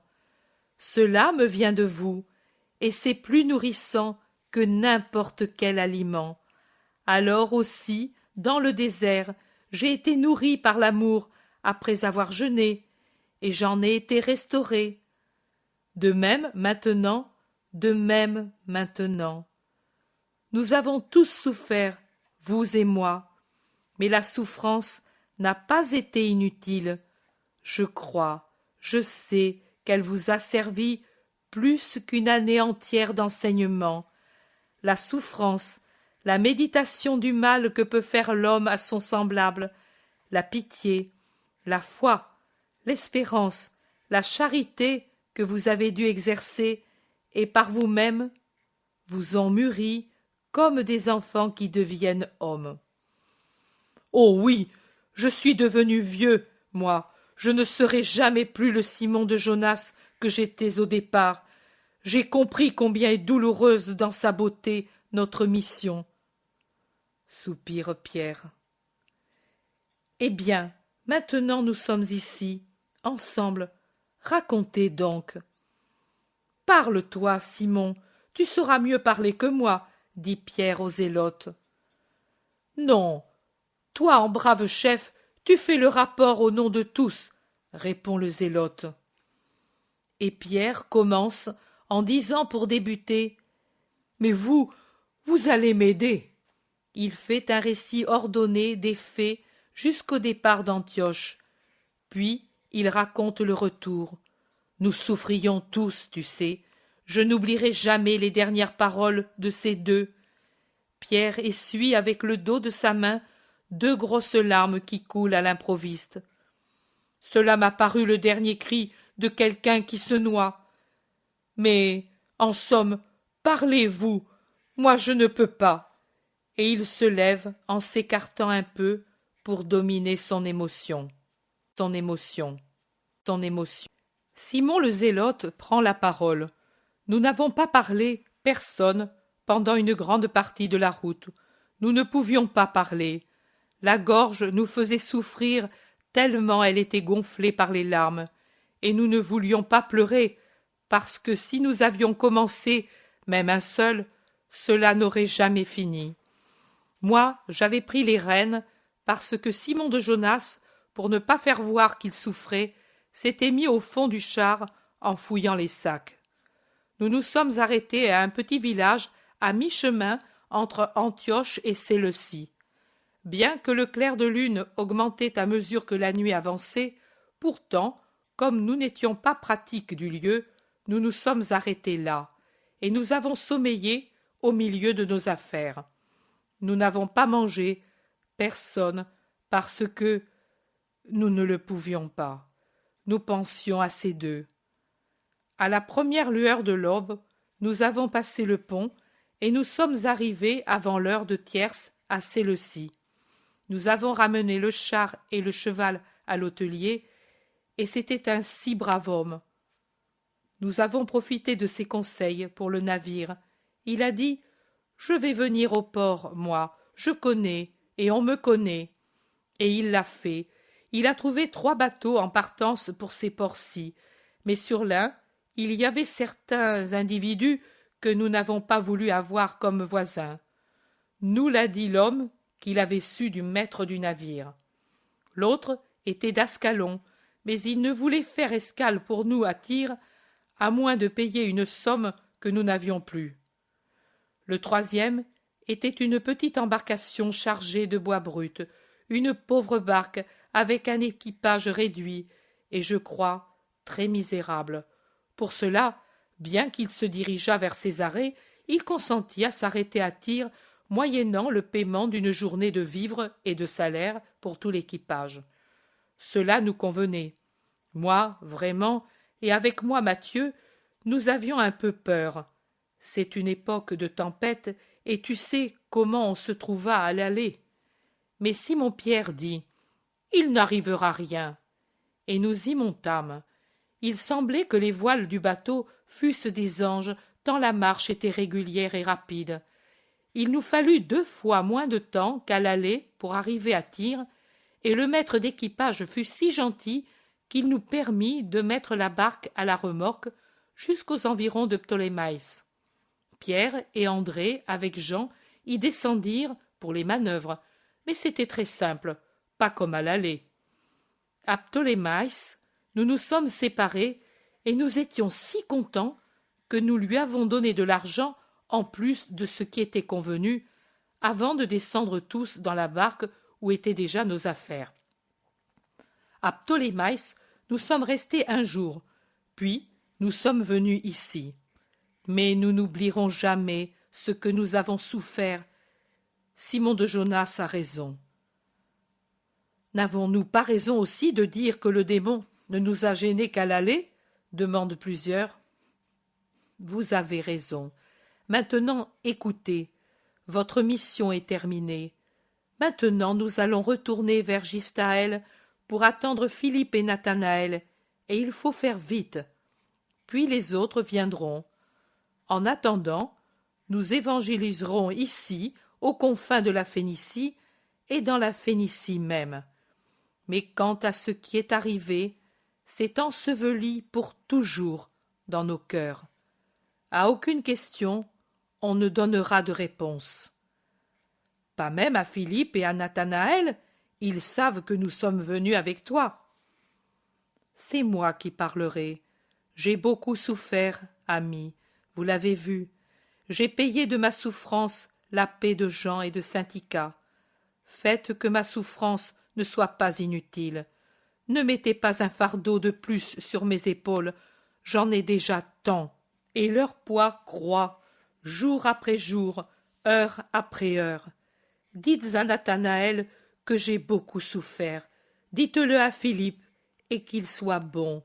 Dites-le aux deux autres, mais ne dites rien de plus. Dire que vous avez compris que j'ai souffert et que je vous l'ai confirmé, c'est la vérité. Il ne faut pas en dire davantage. Jésus parle avec beaucoup de peine. Les 8 le regardent avec tristesse, et Pierre se permet de caresser sa tête en restant derrière lui. Jésus lève la tête et regarde son honnête Simon avec un sourire d'affectueuse tristesse. Pierre dit « Oh, je ne puis te voir ainsi. Il me semble, j'ai l'impression que la joie de notre réunion est disparue et qu'il n'en reste que la sainteté, elle seulement. Pour le moment, allons à Axib. Tu changeras de vêtements, tu te raseras les joues et tu peigneras tes cheveux. Ainsi, non, pas ainsi, je ne puis te voir ainsi. Tu sembles quelqu'un qui a échappé à des mains cruelles, que l'on a poursuivi, qui n'en peut plus. Tu me rappelles Abel de Bethléem de Galilée, arraché à ses ennemis. Oui, Pierre, mais c'est le cœur de ton maître que l'on a heurté, et il ne guérira jamais plus. De plus en plus, au contraire, il sera blessé. Partons. Jean soupire. Cela me déplaît. J'aurais voulu raconter à Thomas, qui aime tant ta mère, le miracle de la chanson et de l'onguent. Tu le diras un jour, pas maintenant. Vous direz tout un jour. Alors, vous pourrez parler. Moi-même je vous dirai, allez dire tout ce que vous savez. Mais en attendant, sachez voir dans le miracle la vérité, celle-ci, la puissance de la foi. Aussi bien Jean que Syntycha ont calmé la mer et guéri l'homme, non par les paroles, non par l'onguent, mais par la foi avec laquelle ils ont mis en œuvre le nom de Marie et l'onguent qu'elle avait fait. Et aussi, cela est arrivé parce qu'autour de leur foi, il y avait la vôtre, à vous tous, et votre charité. Charité envers le blessé, charité envers le crétois. À l'un, vous vouliez conserver la vie, à l'autre donner la foi. Mais s'il est encore facile de guérir les corps, c'est une chose difficile de guérir les âmes. Il n'y a pas de maladie plus difficile à vaincre que celle de l'esprit. Et Jésus soupire profondément. Ils sont en vue d'Axib. Pierre va en avant avec Matthieu pour trouver un logement. Les autres le suivent, serrés autour de Jésus. Le soleil descend rapidement au moment où ils entrent dans le village. T'empêche. Chapitre 14. Séjour à Axib avec 6 apôtres. Seigneur, cette nuit j'ai réfléchi. Pourquoi veux-tu venir si loin pour revenir ensuite vers les confins de la Phénicie? Laisse-moi aller avec un autre. Je vendrai Antoine. Je le regrette, mais maintenant il ne sert plus, et il attirerait l'attention. Et j'irai à la rencontre de Philippe et de Barthélemy. Ils ne peuvent suivre que cette route, et je les rencontrerai certainement. Et tu peux être sûr que je ne parlerai pas. Je ne veux pas te causer de douleur, moi. Toi, repose-toi ici avec les autres, et nous épargnons à tous ce voyage à Ziphtaël. Et nous faisons plus vite, dit Pierre en sortant de la maison où ils ont dormi. Ils semblent moins amaigris, car ils ont des vêtements frais, et la barbe et les cheveux ont été arrangés par une main experte. Ton idée est bonne, je ne t'empêche pas de le faire. Va donc avec celui de tes compagnons que tu veux. Avec Simon alors, Seigneur, bénis-nous. Jésus les embrasse en disant, avec un baiser, allez.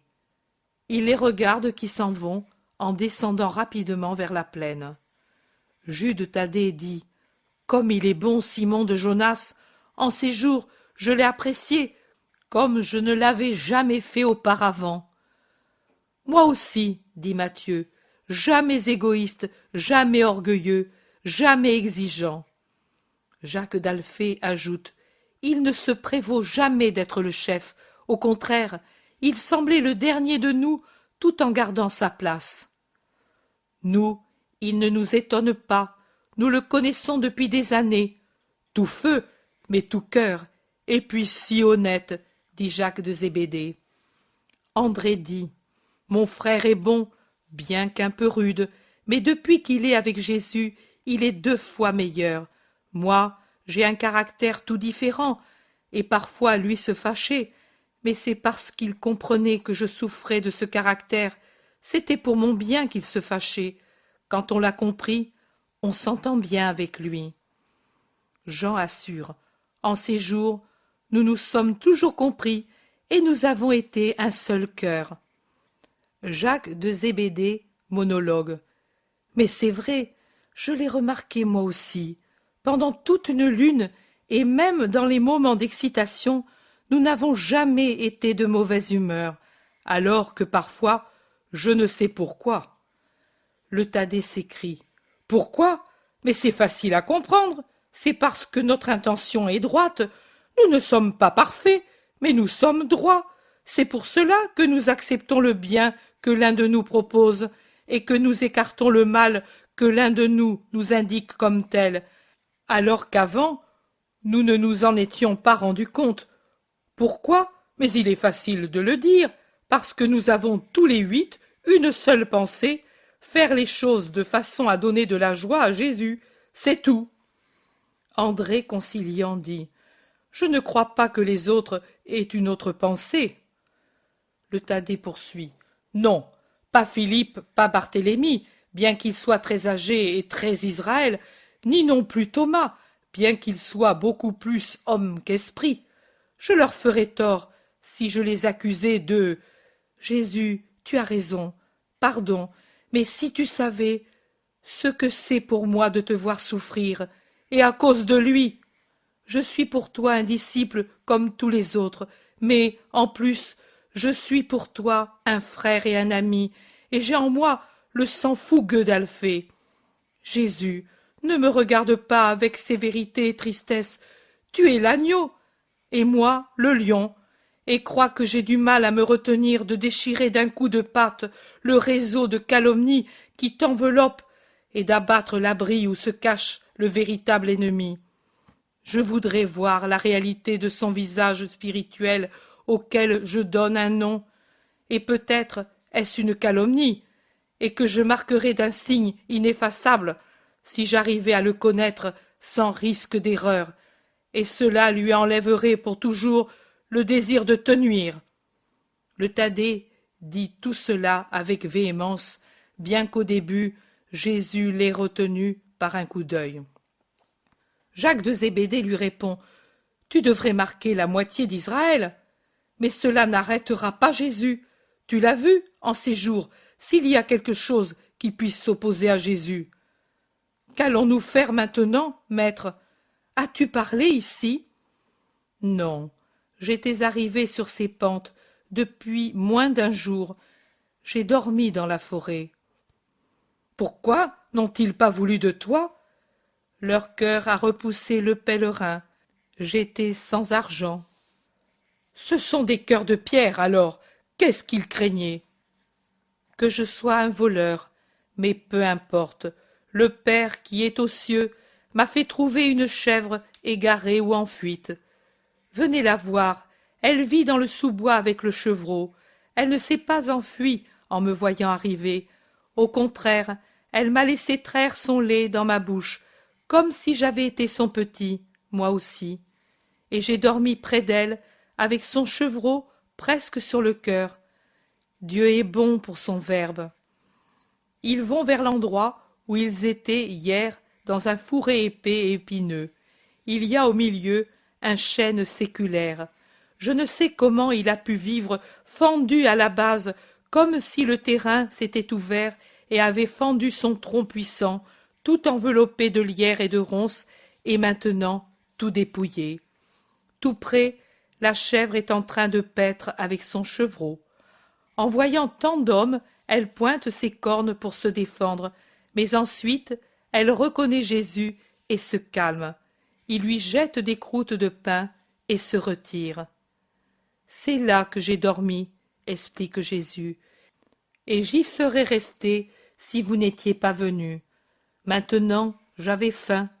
Le but du jeûne était fini. Il ne fallait pas insister pour d'autres choses qu'on ne peut plus changer. » Jésus est de nouveau attristé. Les 6 se regardent, mais ne disent rien. « Et maintenant, où allons-nous » ? « Nous restons ici pour aujourd'hui. Demain, nous descendrons prêcher sur la route de Ptolémaïs, et puis nous irons vers les confins de la Phénicie, pour revenir ici avant le sabbat. » Et lentement, ils vont au village. Chapitre 15. Évangélisation aux confins de la Phénicie. La route qui va de la Phénicie vers Ptolémaïs est une belle route qui coupe tout à fait en ligne droite la plaine entre la mer et les montagnes. Elle est bien entretenue et très fréquentée. Elle est souvent coupée par des chemins plus petits qui vont des villages de l'intérieur à ceux de la côte. Elle présente de nombreux carrefours près desquels il y a généralement une maison, un puits et une maréchalerie rudimentaire pour les quadrupèdes qui peuvent avoir besoin de fer. Jésus, avec les 6 qui sont restés avec lui, fait un bon bout de chemin, 2 kilomètres et plus, avec toujours sous les yeux le même spectacle. Finalement, il s'arrête près de l'une de ces maisons avec puits et maréchalerie, à un carrefour près d'un torrent qu'enjambe un pont qui est solide, mais laisse tout juste le passage pour un char, ce qui oblige à un arrêt de ce qui va et de ce qui vient, car les 2 courants qui se croisent ne pourraient passer en même temps. Et cela permet aux passagers de races différentes, de ce que je réussis à comprendre, c'est-à-dire les Phéniciens et les Israélites, proprement dit, qui se haïssent mutuellement, de se mettre d'accord sur un seul point, celui de maudire Rome.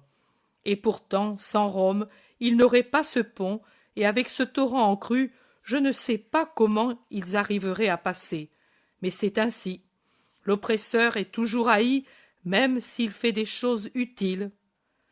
Jésus s'arrête près du pont, dans le coin ensoleillé où se trouve la maison qui, d'un côté, le long du torrent, a la maréchalerie malodorante, où on est en train de forger des fers pour un cheval, et 2 ânes qui ont perdu les leurs. Le cheval est attaché à un char romain sur lequel se trouvent des soldats qui s'amusent à faire des grimaces aux Hébreux qui leur lancent des imprécations.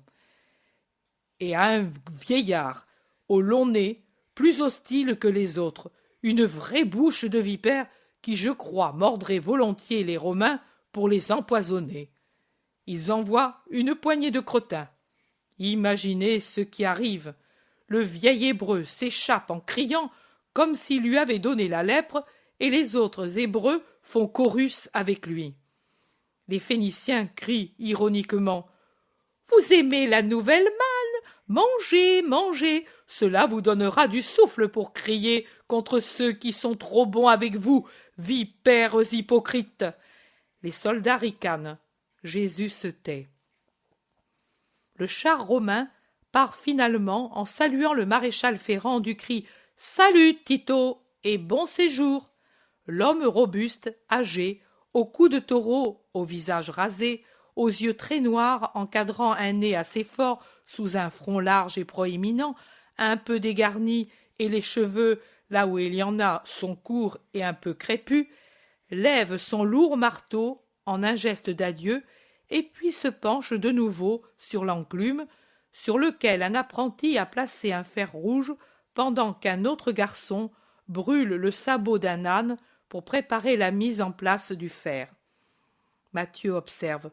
Ce sont presque tous des Romains, ces maréchaux, le long des routes, des soldats restés ici après leur service, et ils gagnent bien. Rien ne les empêche jamais de s'occuper des animaux, et un âne peut perdre son fer même avant le crépuscule du sabbat, ou pendant les enseignies. Jean dit: celui qui nous a ferré Antoine était marié à une femme hébraïque. Il y a plus de folles que de sages, dit sentencieusement Jacques de Zébédée. André demande: et les enfants, à qui sont-ils? À Dieu ou au paganisme? Matthieu répond: ils appartiennent généralement au conjoint le plus fort, et il suffit que la femme ne soit pas une apostate pour qu'il soit hébreu, car l'homme, ces hommes laissent faire. Ils ne sont pas très fanatiques même de leur Olympe. Je crois que désormais ils ne croient plus qu'à l'argent. Ils ont beaucoup d'enfants. Le Thaddée dit: union méprisable, pourtant, sans une foi, sans une vraie patrie, odieux à tout le monde.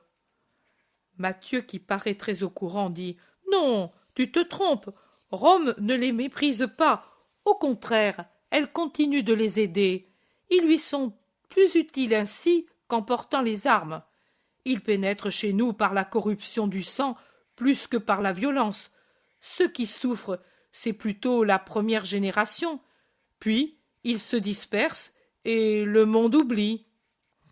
Jésus, jusqu'alors silencieux, dit: oui, ce sont les enfants qui souffrent, mais aussi les femmes juives mariées dans ces conditions, pour elles-mêmes et pour leurs enfants. Elles me font pitié. Personne ne leur parle plus de Dieu, mais cela n'existera plus dans l'avenir. Alors il n'y aura plus ces séparations de créatures et de nations, car les âmes seront unies dans une seule patrie, la mienne. Jean s'écrie: mais alors elles seront mortes? Non, elles seront rassemblées en mon nom. Plus de Romains ou de Libyens, de Grecs ou d'habitants du pont, d'Ibères ou de Gaulois, d'Égyptiens ou d'Hébreux, mais des âmes du Christ, et malheur à ceux qui voudront séparer les âmes, toutes également aimées par moi, et pour lesquelles j'ai également souffert, selon leur patrie terrestre. Celui qui agira ainsi montrera qu'il n'a pas compris la charité qui est universelle. Les apôtres se rendent compte du reproche voilé, et ils baissent la tête en silence, en silence, en silence. Le bruit du fer battu sur l'enclume s'est tu, et déjà les coups se ralentissent sur le dernier sabot d'âne. Jésus en profite pour élever la voix et se faire entendre de la foule. Il semble continuer le discours à ses apôtres. En réalité, il parle aux passants et peut-être aussi à ceux qui sont dans la maison, des femmes certainement, car il passe dans l'air tiède des appels de voix féminines. Même si elle paraît inexistante, il y a toujours une parenté entre les hommes, celle de la provenance d'un Créateur unique. Que si par la suite les enfants d'un Père unique se sont séparés, cela n'a pas changé le lien d'origine, comme ne change pas le sang d'un enfant quand il repousse la maison paternelle. Dans les veines de Caïn, il y eut toujours le sang d'Adam, même après que son crime l'eût fait fuir à travers le vaste monde. Et dans les veines des enfants nés après la douleur d'Ève, pleurant sur le cadavre de son fils, c'était le même sang qui bouillait dans les veines de Caïn éloigné. Il en est de même, et avec une raison plus pure, de l'égalité entre les enfants du Créateur. Perdus? Oui. Exilés? Oui. Apostats? Oui. Coupables? Oui. Parlant des langues différentes et ayant des foi différentes que nous abhorrons? Oui. Corrompus par l'union avec les païens? Oui. Mais l'âme leur est venue d'un seul, et elle l'est toujours, même déchirée, perdue, exilée, corrompue. Même si elle est objet de douleur pour le Dieu Père, c'est toujours une âme créée par lui. Les bons fils d'un Père très bon doivent avoir de bons sentiments, bons envers le Père, bons envers les frères, quoi qu'ils soient devenus, parce que fils du même Père, bons avec le Père en cherchant à consoler sa douleur, en lui ramenant ses fils qui sont sa douleur, ou parce qu'ils sont pécheurs, ou parce qu'ils sont apostats, ou parce qu'ils sont païens. Bons envers eux, car ils ont une âme venue du Père, renfermée dans un corps coupable, souillé, hébété par une religion erronée, mais toujours une âme du Seigneur, et qui est semblable à la nôtre. Rappelez-vous, ô vous d'Israël, qu'il n'y a personne, fût-ce même l'idolâtre le plus éloigné de Dieu par sa religion idolâtrique, fût-ce le plus païen parmi les païens, ou le plus athée parmi les hommes, qui soit absolument dépourvu d'une trace de son origine. Rappelez-vous, ô vous qui vous êtes trompés, en vous séparant de la religion authentique, en vous abaissant à des mélanges de sexes que notre religion condamne, que même s'il vous semble que tout ce qui était Israël soit mort en vous, étouffé par l'amour pour un homme de foi et de race différente, que tout en vous n'est pas mort. Il y a une chose qui vit encore, et c'est Israël. Et vous avez le devoir de souffler sur ce feu mourant, d'alimenter l'étincelle qui subsiste par la volonté de Dieu, pour la faire croître au-dessus de l'amour charnel. Celui-ci cesse avec la mort, mais votre âme ne finit pas avec la mort. Rappelez-vous-le. Et vous, vous qui que vous soyez, qui voyez, et bien des fois avez horreur, les mariages hybrides d'une fille d'Israël avec quelqu'un de foi et de race différente, souvenez-vous que vous avez l'obligation, le devoir d'aider charitablement la sœur égarée pour qu'elle retrouve les voies du Père. Voici la nouvelle loi, sainte et agréable au Seigneur, que ceux qui suivent le Rédempteur rachètent partout où il y a à racheter, pour que Dieu se réjouisse des âmes revenues à la maison paternelle, et pour que ne soit pas rendu stérile ou trop mesquin le sacrifice du Rédempteur. Pour faire fermenter une grande quantité de farine, la maîtresse de maison prend un petit morceau de la pâte de la semaine précédente, une petite quantité enlevée à la grande masse, et elle la mélange à un tas de farine et tient le tout à l'abri des vents nuisibles dans la tiédeur favorable de la maison. Agissez ainsi, vous, vrais partisans du bien, et vous aussi, fils qui vous êtes éloignés du Père et de son royaume. Vous les premiers, donnez un peu de votre levain pour supplément aux seconds et pour les renforcer. Ils l'uniront à la molécule de justice qui subsiste en eux.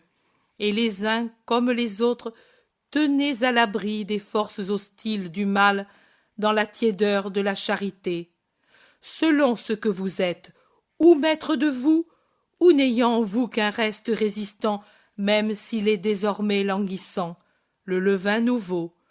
Resserrez les murs de la maison, de la religion commune, autour de ce qui fermente dans le cœur d'un coreligionnaire égaré, pour qu'il se sente encore aimé par Israël, encore fils de Sion et votre frère, pour que fermentent toutes les bonnes volontés, et que vienne dans les âmes et pour les âmes tout le royaume des cieux. Mais qui est-ce? Mais qui est-ce? Se demandent les gens, qui ne sentent plus la hâte de passer, bien que le pont soit désencombré, ou de continuer s'ils l'ont passé. Un rabbi d'Israël. Ici, aux confins de la Phénicie, c'est la première fois que cela arrive. Et pourtant c'est ainsi. Azer m'a dit que c'est celui qu'on appelle le saint. Alors peut-être il se réfugie parmi nous, parce que là-bas ils le persécutent. Ce sont des reptiles. C'est bien s'il vient chez nous, il fera des prodiges. Pendant ce temps, Jésus s'est éloigné en prenant un sentier dans les champs, et il s'en va. et il s'en va, et il